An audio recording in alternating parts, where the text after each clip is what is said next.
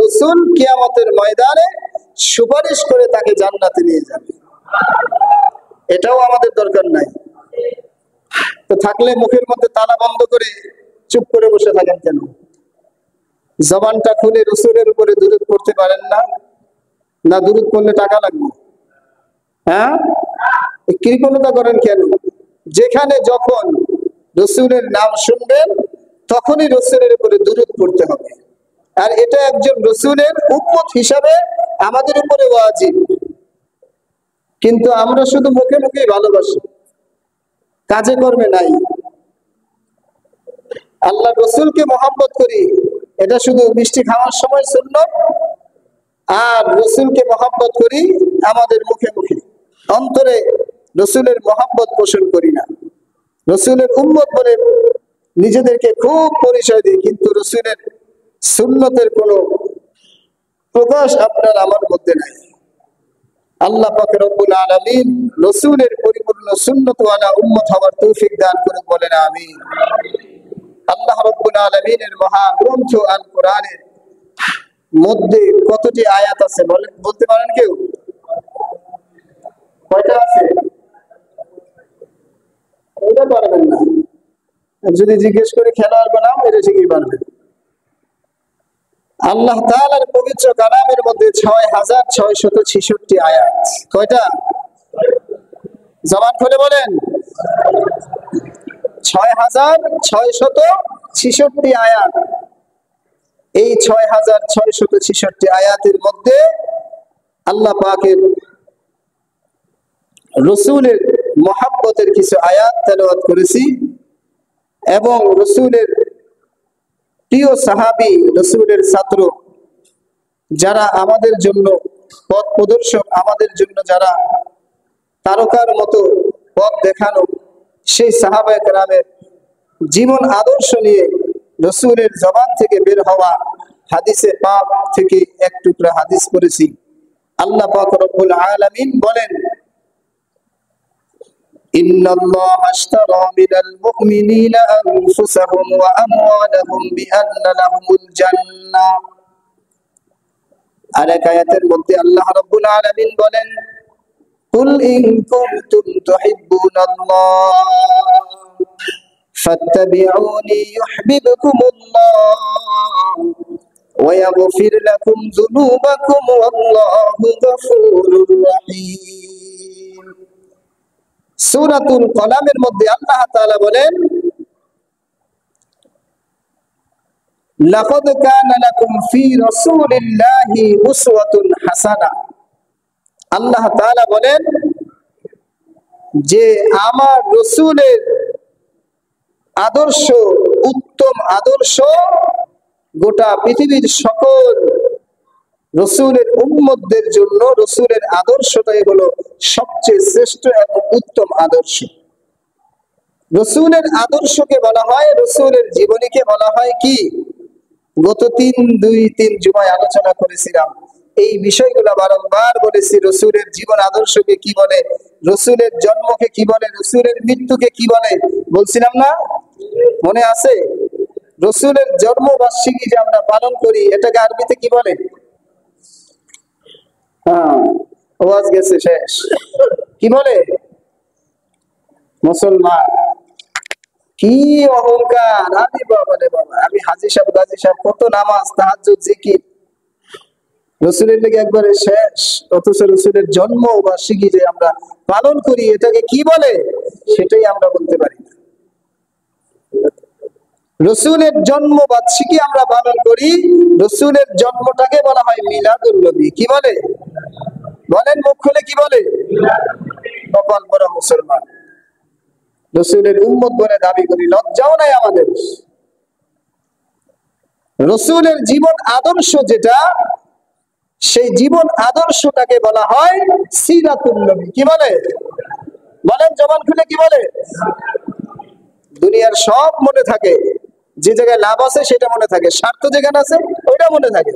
অথচ মুসলমান হিসাবে, ইমানদার হিসাবে এগুলো যে জানা রাখা আমার জরুরি দরকার, এটার মধ্যে কোনো খোঁজ খবর নেই, এটা আমাদের মনেই থাকে না।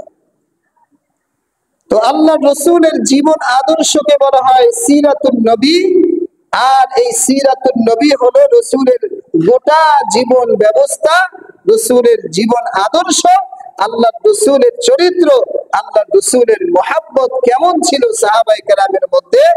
আজকে দুই একটা ঘটনার মাধ্যমে রাসূলের মুহাব্বতটা সাহাবায়ে কেরামের মধ্যে কেমন এবং আল্লাহর রাসূল কেমন একজন নবী, শুধু উম্মতে মুহাম্মদী অর্থাৎ মানব জাতির জন্য নবী, রসুলকে শুধু মানুষে ভালোবাসে না, বিষয়টা এরকম না। আল্লাহ রসুলকে মানব দানব আল্লাহ পাকের যত মাখলুকাত আছে সমস্ত মাখলুকাত কাকে ভালোবাসে?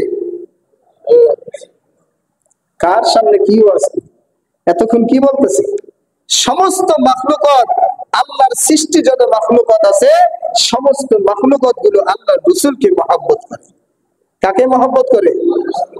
আল্লাহর রাসূলকে মহব্বত করে। শুধু নবীর উম্মত হিসাবে আমরাই নয়, গাছ আল্লাহর নবীকে মহব্বত করে।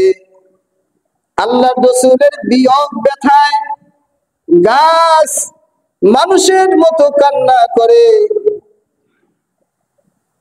মক্কার মধ্যে যারা হজ করতে গিয়েছে আল্লাহর রাসূল সাল্লাল্লাহু আলাইহি ওয়াসাল্লাম মক্কি জীবনের মধ্যে যখন প্রথম অবস্থায় আল্লাহর রাসূল জুমার নামাজের মধ্যে খুতবা দিতেন, ওই সময় পয়গম্বরের শুরু অবস্থায় মিম্বর ছিল না। আল্লাহর রাসূল সাল্লাল্লাহু আলাইহি ওয়াসাল্লাম একটা খেজুর গাছের সাথে হেলান দিয়ে ট্যাগ দিয়ে তারপরে খেজুর গাছের সাথে ট্যাগ লাগায়া আল্লাহর রাসূল জুমার নামাজের খুতবা দিতেন, বয়ান দিতেন, বয়ান করতেন। আল্লাহর রাসূল সাল্লাল্লাহু আলাইহি ওয়াসাল্লামের সাহাবায়ে কেরাম যখন অবস্থার পরিবর্তন হয়ে ইসলামের সূচনা লগ্নে ইসলামের যখন সুন্দর একটা পরিবেশ উপহার হয়ে গেল, মক্কার জমিনের মধ্যে যখন সাহাবায়ে কেরামের প্রচার প্রসার বেড়ে গেল, ওই সময় আল্লাহর রাসূলের সাহাবী সবাই একত্রিত হয়ে সুন্দর একটা মিম্বর বানায় নিলেন। আল্লাহর রাসূল সাল্লাল্লাহু আলাইহি ওয়াসাল্লাম পয়গম্বরকে ডেকে বললেন, ও মায়ার নবী, আপনার জন্য আমরা সুন্দর মেম্বর বানাইছি, আজ থেকে মেম্বরে বসে বয়ান করবেন। আল্লাহর রাসূল যখন পরের জুমার মধ্যে নতুন বানানো মেম্বরের মধ্যে বয়ান করতেছিলেন, এমন সময় খেয়াল করে দেখে ওই খেজুর গাছ মানুষের মতো গুনগুন করে কান্না করে। সাহাবায়ে কেরাম জিজ্ঞাসা করলেন, ও খেজুর গাছ, কেন তুমি কান্দো? আল্লাহর রাসূলের বিয়োগ ব্যথা খেজুর গাছ একটা গাছও সহ্য করতে পারে নাই। আল্লাহর রাসূলকে গিয়ে যখন বলল, ইয়া রাসূলুল্লাহ, ওই খেজুর গাছ থেকে কেমন যেন মানুষের মতো কান্নার আওয়াজ।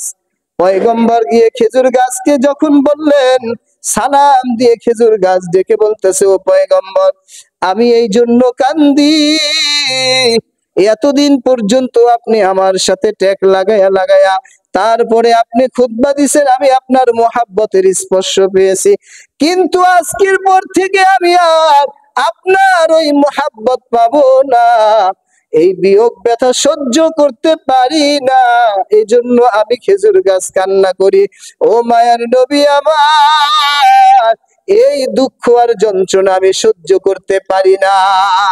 আল্লাহর নবী ডেকে বললেন, ও খেজুর গাছ, আমি আমার মালিক আল্লাহর কাছে দোয়া করে দেই, তুমি কিয়ামত পর্যন্ত হায়াত পাইবা, তুমি মানুষকে ফল দিবা, তোমার থেকে মানুষ ফল ভোগ করবে। খেজুর গাছের জবান খুলে বলল, না না, আমি আপনার কাছে একটা দাবি করি, আপনি আমাকে মানুষের মতো জানাজা দিবেন, দাফন করবেন, এবং কিয়ামতের ময়দানে আমি খেজুর গাছ আপনার সাথে হাসরের ময়দানে উঠে যেন জান্নাতে যেতে পারি। তাহলে রাসূলের মায়া গাছের মধ্যে আছে না নাই? আরো জবান খুলে বলেন, আছে না নাই? আল্লাহর রাসূল এমন একজন পয়গম্বর, মায়ার নবীর জন্য গাছ নয় বনের হিংস্র প্রাণীরাও পাগল। ওই রাসূলের আদর্শ এমন আদর্শ, মায়ার নবী আমার জংলার পাশ দিয়ে হেঁটে হেঁটে যায়, এমন সময় তাকায়া দেখে একটা জংলার হিংস্র প্রাণী হরিণ বাঁধা আছে, এক ইহুদি হরিণটা বেঁধে রেখেছে। আল্লাহর রাসূল সাল্লাল্লাহু আলাইহি ওয়াসাল্লামকে দেখিয়া ওই হরিণের জবান খুলে গেল। পয়গম্বরকে ডেকে সালাম দিয়ে বললেন, ও পয়গম্বর, আজকে 3 দিন ধরে ইহুদি আমাকে বেঁধে রেখেছে। আমার কলিজার টুকরা ছোট ছোট বাচ্চাগুলো দুধ পান করা থেকে বিরত, আমার সহ্য হয় না। ও মায়ার নবী আমার, আপনি যদি দয়া করে আমার বানটা খুলে দেন, আমি আমার বাচ্চাগুলোকে একটু দুধ পান করাইতে চাই। রহমতের নবী আমার তাকায়া দেখে ইহুদি হরিণ শিকার করে বেঁধে রেখেছে। ইহুদির অনুমতি ছাড়া হরিণ ছাড়াও সম্ভব না। দূরে তাকায়া দেখে ইহুদি দাঁড়ায় আছে। আল্লাহর নবী গিয়ে বললেন, ও ইহুদি ভাই, ওই যে দূরে একটা হরিণ দেখা যায়, ওই হরিণীটা তুমি কেন বেঁধে রেখেছো? ওই হরিণী তো 3টা বাচ্চা নিয়া খুব কষ্টকর অবস্থার মধ্যে আছে। আল্লাহ রাসূলকে জিজ্ঞাসা করলেন, তুমি কে? ওই ইহুদি ডাক দিয়ে বলে, তুমি কে? মায়ার নবী আমার বলে, ও ইহুদি ভাই, আমি আব্দুল্লাহর ছেলে মুহাম্মদ। বলে, কোন মুহাম্মদ? যাকে আমাদের লিডাররা খুঁজতেছে, তোমাকে পাইলে হত্যা করবে। বলে, হ্যাঁ, আমি ওই মুহাম্মদ। ও ইহুদি ভাই, হরিণটাকে ছাড়িয়া দাও, কারণ মা সন্তানের জন্য বড় পাগল পেরেশান হয়ে গেছে। ইহুদি এবার হেসে হেসে বলে, ও আব্দুল্লাহর ছেলে মুহাম্মদ, এই এতদিন শুনছি মক্কার মানুষ বলছে আব্দুল্লাহর পোলা মুহাম্মদ নাকি পাগল, এবার আমি নিজের চোখে দেখলাম তুমি আসলেই পাগল। নবী আমার ডাক দিয়ে বলেন, ও ইহুদি ভাই, আমি তোমার সাথে ওয়াদা করতেছি, তুমি আমাকে বাঁধিয়া রাখো, ওই জংলার হরিণটাকে ছেড়ে দাও। আল্লাহর নবী এবার জামিন হইয়া রাসূলের হাতের মধ্যে ওই ইহুদি হরিণের রশি বাঁধিয়া তারপরে দাঁড় করে রাখছে। আল্লাহর রাসূল বলতেছে, যেই ছুরি দিয়া তুমি হরিণটাকে জবাই করবা, এই ছুরিটা আমার গলার সামনে ধরিয়া রাখো, যদি হরিণ না আসে আমার গলায় ছুরি চালাইয়া দিও। কি বলেন, হরিণ আসবে কি আসবে না? আল্লাহর ভাই, আল্লাহর রাসূলের কথা। হরিণ যখন মুক্তি পেয়ে জঙ্গলার মধ্যে ছুটে গেল, দৌড়াইয়া গিয়া ডাক দিয়ে বলে, বাচ্চারা কই, জলদি করে আয়, মায়ার নবীকে আমি জামিনদার বানাইয়া আমি তোদেরকে দুধ পান করার জন্য চলে আসছি। বাচ্চাগুলো মায়ের গলার আওয়াজ পাইয়া দৌড়াইয়া এসে জিজ্ঞাসা করে, মা, 3 দিন ধরে আমরা জঙ্গলার মধ্যে খুঁজি, তোমাকে পাই না। ও মা, বলো তুমি কোথায় ছিলা, কোন জায়গায় ছিলা? মা দেখি বললে, ও আমার কলিজার টুকরা বাচ্চারা, সময় নষ্ট করা যাবে না, কারণ মায়ার নবী ইহুদির খাঁচার মধ্যে ইহুদির সামনে বন্দী হয়ে আছে। ও কলিজার টুকরা সন্তান, তাড়াতাড়ি দুধ পান করিয়া নে, আমি আবার চলিয়া যাইব। বাচ্চাগুলো যখন নবীর কথা শুনলো, বাচ্চাগুলোর জবান খুলে গেল, বলল, মা গো আমার, যেই মায়ার নবী তোমাকে জামিন দিয়া তোমাকে ছাড়িয়া দিল, ওই দয়ার নবীকে না দেখা পর্যন্ত আমরা তোমার দুধের মধ্যে মুখ লাগাইব না।